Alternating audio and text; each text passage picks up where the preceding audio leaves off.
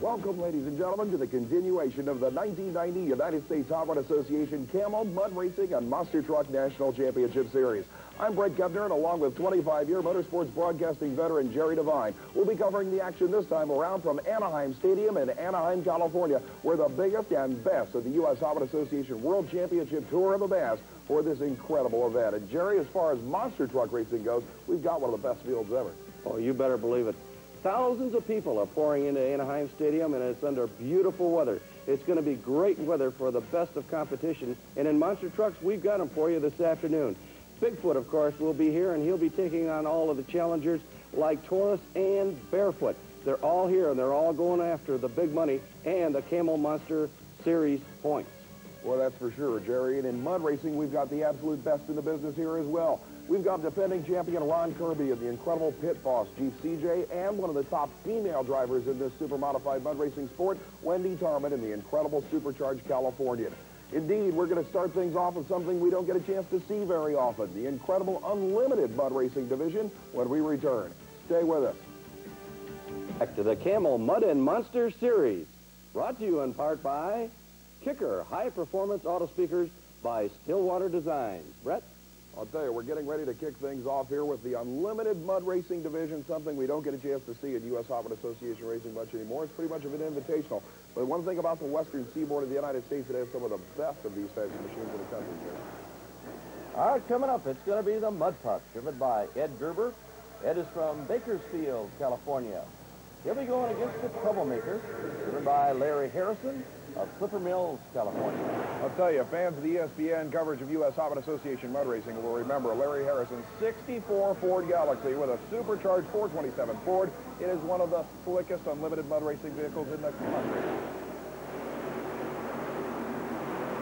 Great run. No question about it. A lot of standing water for Larry Harrison on the left side of your screen. The very first machine through the mud, they usually have to deal with that water. But look at Gerber's time in the mud buck, 2.90 seconds.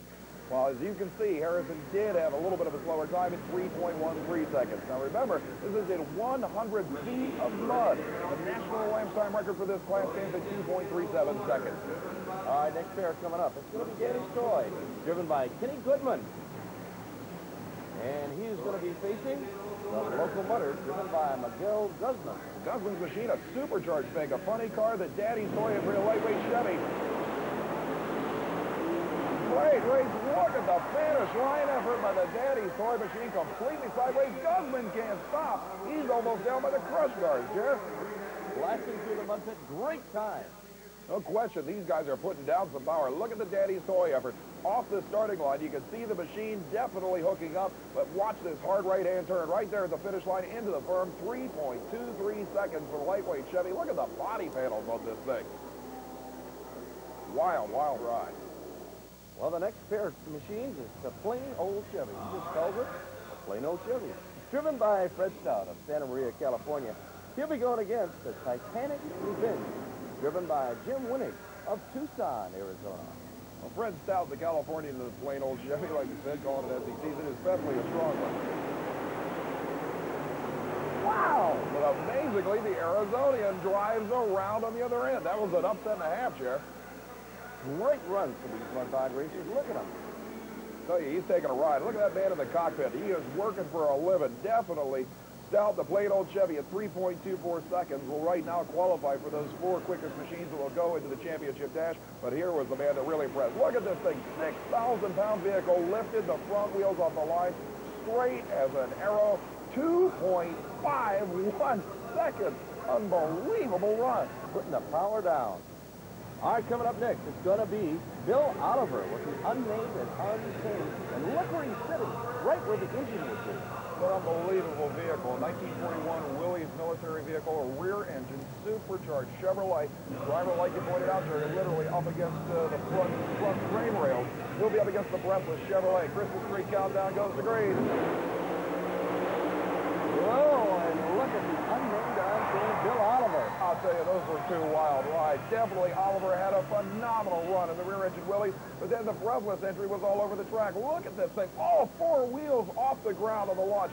2.59 seconds, only 7/100ths of a second behind the Titanic Revenge machine.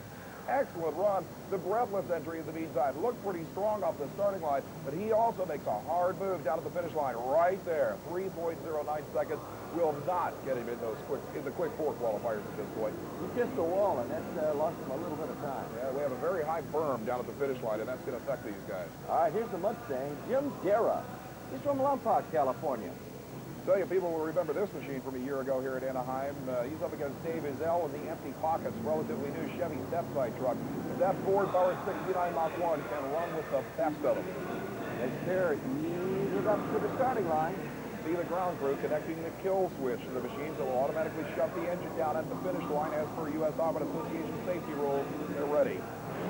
Good fight at the starting line. Both machines, Jerry, ran into problems about three-quarter track. Certainly the Chevy step-side pickup having more problems for Ezell than for the Ford. We'll probably see that here on the replay. Leaves the starting line pretty nicely, but it looks like the ruts down there get mighty deep. 4.19 seconds for Ezell won't help him a bit as far as qualifying for the four-car shootout.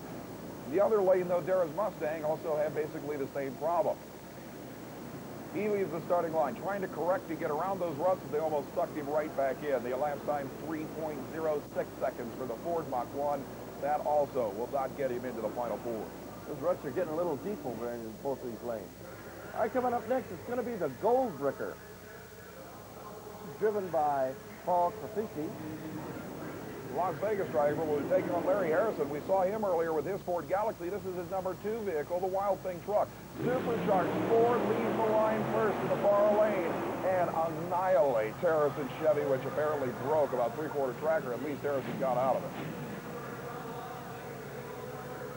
On the replay, we'll see if Harrison's problems are easily identifiable. It looks like it left the line okay. The rust didn't appear to be giving it a problem, and right there you can see it's just down on power. 3.34 seconds won't help him a bit. The question is, will the Gold Bricker supercharged Ford with 60 cubic inch Ford make it into the quick four field? He leaves the starting line nicely down into the rust. These 6,000-pounders sink to the bottom and then drive through the mud. He runs 2.66 seconds, and that'll get him in the shootout. There's no question the Unlimiteds present some of the most bizarre forms of machinery in motorsports today. We've got our 4 semifinalists to determine that championship title coming up. But right now, Jerry, we're going into probably the wildest war yet. That's right. It's going to be the monster trucks. And the big names are here, like Bigfoot, Barefoot, Taurus. But some of the names you may not be familiar with, like Four-Wheel Crazier or the Exterminator. But they're all here, and on any given day, it's anybody's race. That's for sure. And indeed, we'll be coming back with monster truck action from Anaheim Stadium. Stay with us. Ladies and gentlemen, to the USHRA Association's Camel Mud Racing and Monster Truck Tour. We're in Anaheim, California, and we are just about ready to kick things off with monster truck qualifying. And my announcing compatriot, Jerry Devine, has been at this now for 25 years. Jerry, like you pointed out before we left in the last break, these machines are pretty much as equal as they're ever going to be in the new 1990 season. And even though we have the old standards, we've got a couple of brand new trucks that a lot of people are looking closely at. We certainly have. But before we can race these monster trucks, we've got to make it fair for everybody. And so what we're going to do is crush some of these cars down with kind of an unusual piece of equipment. Well, this is one of the first times we've ever done this at a USHRA Association event. What exactly is the objective here? Well, the object, of course, is to make sure that the track surface, the racing surface, which includes the cars, is level and equal for all. This is Alan Gaines of Georgetown, Kentucky, and this is called the Orange Blossom Express. Seems like the fans are definitely into that machine, but we're ready to go into monster truck qualifying, racing against the clock for final starting positions here at the Anaheim